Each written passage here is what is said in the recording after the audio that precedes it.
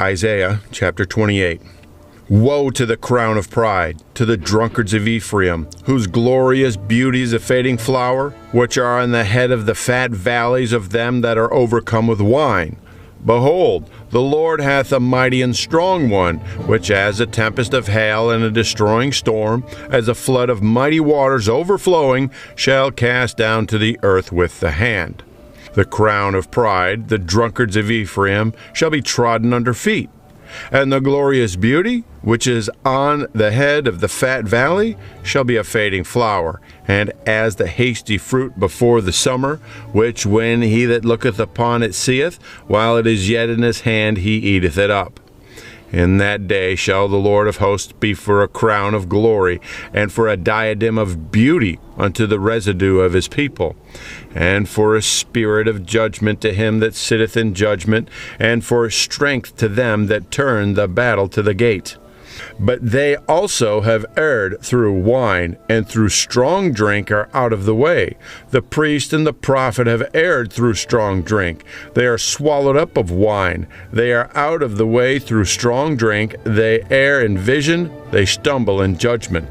For all tables are full of vomit and filthiness, so that there is no place clean. Whom shall he teach knowledge? And whom shall he make to understand doctrine? Them that are weaned from the milk and drawn from the breasts. For precept must be upon precept, precept upon precept, line upon line, line upon line, here a little and there a little.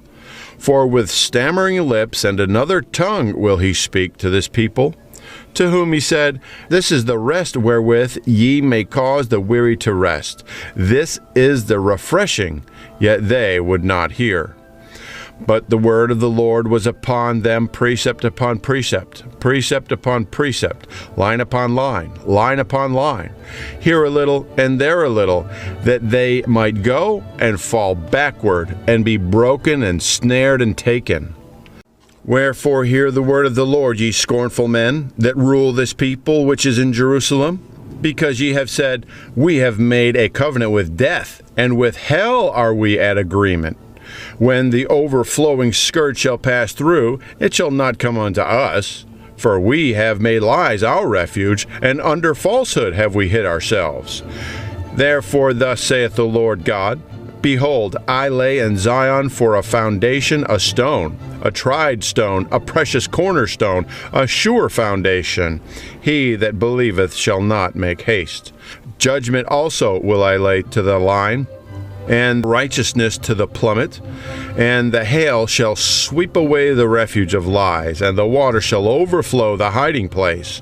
And your covenant with death shall be disannulled, and your agreement with hell shall not stand. When the overflowing scourge shall pass through, then ye shall be trodden down by it. From the time that it goeth forth it shall take you. For morning by morning shall it pass over, by day and by night. And it shall be a vexation only to understand the report. For the bed is shorter than that a man can stretch himself on it, and the covering narrower than he that can wrap himself in it. For the Lord shall rise up as in Mount Perazim, he shall be wroth in the valley of Gibeon, that he may do his work, his strange work, and bring to pass his act, his strange act. Now therefore be ye not mockers, lest your bands be made strong. For I have heard from the Lord God of hosts a consumption, even determined upon the whole earth. Give ye ear, and hear my voice. Hearken, and hear my speech. Doth the plowman plow all day to sow? Doth he open and break the clods of his ground? When he hath made plain the face thereof, doth he not cast abroad the fitches, and scatter the cumin, and cast in the principal wheat, and the appointed barley, and the rye in their place? For his God doth instruct him to discretion, and doth teach him. For the fitches are not threshed with a threshing instrument, neither is a cartwheel turned about upon the cumin. But the fitches are beaten out with a staff, and the cumin with a rod. Bread corn is bruised, because he will not ever be threshing it, nor break it with the wheel of his cart, nor bruise it with his horsemen. This also cometh forth from the Lord of hosts, which is wonderful in counsel and excellent in working. Isaiah chapter 29. Woe to Ariel, the city where David dwelt. Add ye year to year, let them kill sacrifices. Yet I will distress Ariel, and there shall be heaviness and sorrow, and it shall be unto me as Ariel. And I will camp against thee round about, and will lay siege against thee with a mount, and I will raise forts against thee. And thou shalt be brought down, and shall speak out of the ground, and thy speech shall be low as of the dust, and thy voice shall be as of one that hath a familiar spirit out of the ground, and thy speech shall whisper out of the dust. Moreover, the multitude of thy strangers shall be like small dust, and the multitude of the terrible ones shall be as chaff that passeth away. Yea, it shall be at an instant suddenly. Thou shalt be visited of the Lord of hosts with thunder, and with earthquake and great noise, with storm and tempest, and the flame of devouring fire. And the multitude of all the nations that fight against Ariel, even all that fight against her and her munition, and that distress her, shall be as a dream of a night vision. It shall even be as when an hungry man dreameth, and, behold, he eateth, but he awaketh, and his soul is empty. Or as when a thirsty man dreameth, and, behold, he drinketh, but he awaketh, and behold, he is faint, and his soul hath appetite. So shall the multitude of all the nations be that fight against Mount Zion. Stay yourselves, and wonder. Cry ye out, and cry. They are drunken, but not with wine. They stagger, but not with strong drink. For the Lord hath poured out upon you the spirit of deep sleep, and hath closed your eyes. The prophets and your rulers, the seers, hath he covered. And the vision of all is become unto you as the words of a book that is sealed, which men deliver to one that is learned, saying, Read this, I pray thee. And he saith, I cannot, for it is sealed. And the book is delivered to him that is not learned, saying, Read this, I pray thee. And he saith, I am not learned. Wherefore the Lord said, Forasmuch as this people draw near to me with their mouth, and with their lips do honor me, but have removed their heart far from me, and their fear toward me is taught by the precept of men. Therefore, behold, I will proceed to do a marvelous work among this people, even a marvelous work and a wonder. For the wisdom of their wise men shall perish, and the understanding of their prudent men shall be hid. Woe to them that seek deep to hide their counsel from the Lord, and their works are in the dark. And they say, Who seeth us, and who knoweth us? Surely your turning of things upside down shall be esteemed as the potter's clay. For shall the work say of him that made it, He made me not? Or shall the thing framed say to him that framed it, He hath no understanding? Is it not yet a very little while, and Lebanon shall be turned into a fruitful land, and the fruitful field shall be esteemed as a forest? And in that day shall the deaf hear the words of the book, and the eyes of the blind shall see out of obscurity and out of darkness. The meek also shall increase their joy in the Lord, and the poor among men shall rejoice in the Holy One of Israel. For the terrible one is brought to naught, and the scorner is consumed, and all that watch for iniquity are cut off, that make a man an offer for a word, and lay a snare for him that reproveth in the gate, and turn aside the just for a thing of naught. Therefore thus saith the Lord, who redeemed Abraham concerning the house of Jacob, Jacob shall not now be ashamed, neither shall his face now wax pale. But when he seeth his children, the work of thine hands, in the midst of him, they shall sanctify my name, and sanctify the Holy One of Jacob, and shall fear the God of Israel. They also that erred in spirit shall come to understand, and they that murmured shall learn doctrine. Isaiah chapter 30. Woe to the rebellious children, saith the Lord, that take counsel, but not of me, and that covereth with a covering, but not of my spirit, that they may add sin to sin, that walk to go down into Egypt, and they have not asked at my mouth, to strengthen themselves in the strength of Pharaoh, and to trust in the shadow of Egypt. Therefore shall the strength of Pharaoh be your shame, and the trust in the shadow of Egypt your confusion. For his princes were at Zoan, and his ambassadors came to Hanes. They are all ashamed of a people that could not profit them, nor be an help nor profit, but a shame and also a reproach. The burden of the beast of the south, into the land of trouble and anguish, from whence come the young and old lion, the viper and fiery flying serpent. They will carry their riches upon the shoulders of young asses, and their treasures upon the bunches of camels, to a people that shall not profit them. For the Egyptians shall help in vain, and to no purpose. Therefore have I cried concerning this, their strength is to sit still.